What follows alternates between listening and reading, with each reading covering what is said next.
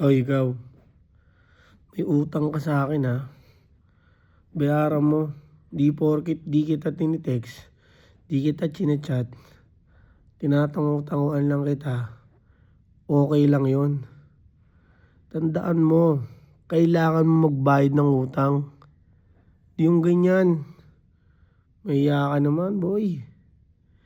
Pangit yan. Kayo, kung may mga utang kayo, magbayad kayo. Tandaan nyo, yung utang na yan, hindi lang pera ang pinautang sa inyo, kundi yung tiwala ng tao na mababalik niyo yung pera. Di na nga kayo tinubuan, tapos di pa magbabayad. Ano yan? Bigay? Uy, pinaghirapan yan, no? Hindi yan basta-basta. Kahit maliit man lang yan, o kahit magkano yan, ibalik mo. Kasi inutang mo. Ang utang ay dapat bayaran. Huwag kang ganyan. Bayaran mo na, ha? Ha?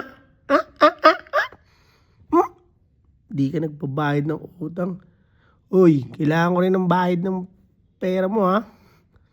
Balik mo na yan. Balik mo, ha? Balik mo, ha? Hmm? Hmm? Utang-utang ka eh. Hmm? Mais ka, natatawa lang ako pero kailangan ko talaga yan. Balik mo, ha? Ano? Balik mo na. Ba't ganun? Kailangan mo naman ibalik, ha? Balik mo, ha? Balik mo.